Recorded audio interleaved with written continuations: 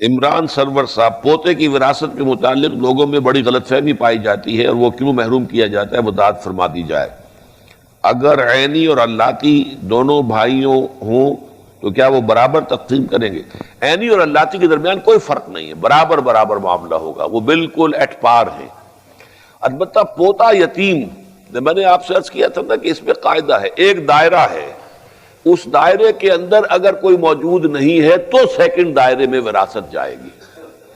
اگر تو کوئی بیٹا نہیں ہے، ایک شخص فوت ہوا ہے، اس کے 5 بیٹے تھے، 5 بیٹے جو ہیں وہ اس کی زندگی میں فوت ہو گئے،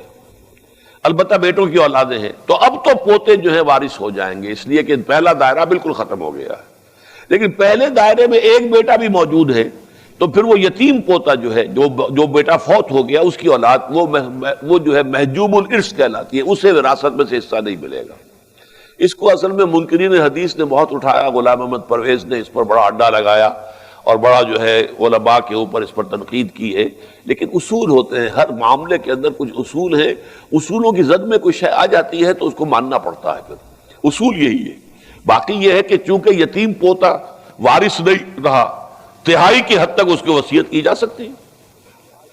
فوت ہونے والا دادا وہ اپنے یتیم پوتے کے لیے یا یتیم پوتوں کے لیے تہائی کی حد تک وصیت کر سکتا ہے یا اپنی زندگی میں ہبہ کر سکتا ہے۔ مطلب یہ کہ کمپنسیٹ کرنے کے تو بے شمار ہیں، ہبہ جو ہے وہ کر سکتا ہے کہ میرا یہ جو ہے بیٹا فوت ہو گیا تھا، اس کی اولاد ہے، میں اتنا ہبہ کر رہا ہوں، اس کا اختیار اس کو حاصل ہے۔ لیکن جہاں تک وراثت کا تقسیم کا معاملہ ہے، اگر ایک بیٹا موجود ہے تو پھر پوتا جو ہے سیکنڈ لائن تک وہ وراثت منتقل نہیں ہوگی۔ باپ موجود ہے تو دادا پردادا کو وراثت منتقل نہیں ہوگی۔ ہو سکتا ہے کسی کی زندگی میں اس کا باپ تو فوت ہو جائے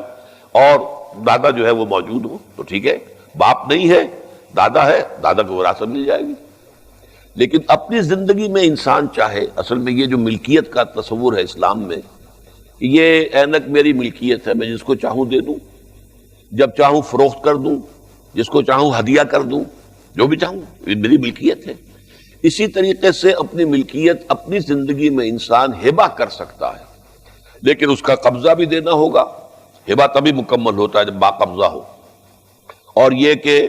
اس میں یہ کہ وارث کو بھی ہو سکتا ہے، ایک بیٹے کو سارا کچھ آپ دے سکتے ہیں، قانوناً جائز ہوگا، اور اس کے اوپر دنیاوی عدالت جو ہے کوئی حرف نہیں اٹھا سکتی، کوئی اس کے اوپر جو ہے تنقید نہیں کر سکتی۔ لیکن اگر اس میں ناانصافی کی گئی ہے، اگر ناانصافی کا کوئی خاص سبب ہو، کوئی ایک بیٹا جو ہے وہ آوارہ ہے، بدقماش ہے، اور اندیشہ یہ ہے کہ وہ ساری جائیداد جو ہے بگاڑ دے گا، خراب کر دے گا، فرض کیجئے کوئی کسی کے پاس اس قسم کا کوئی عذر موجود ہے اور وہ 2 ہی بیٹے ہیں، تو وہ ساری جائیداد اگر ہبہ کر دیتا ہے اس بیٹے کو جس کو کہتا ہے وہ صالح ہے، سمجھدار ہے، اب نفع نقصان کا جو ہے اس کو پورا فہم موجود ہے، تو اس کا جواز ہوگا۔ لیکن اگر ایسی کوئی شکل نہیں ہے اور خامخواہ جو ہے کسی ایک بیٹے کو آپ نے وراثت سے محروم کیا ہے، تو در حقیقت یہ بہت بڑا گناہ ہوگا۔ البتہ قانوناً اس کا حق حاصل ہے،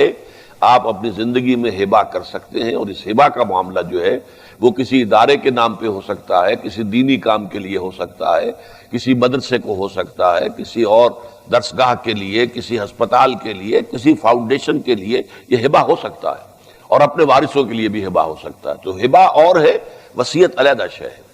اور وراثت علیحدہ شے ہے۔ یہاں یہ کہ وراثت کا حق معین کیا گیا ہے، لیکن یہ کہ اسے لڑکے کے مقابلے میں آدھا رکھا گیا، اس کی وضاحت تو میں کر چکا ہوں، اور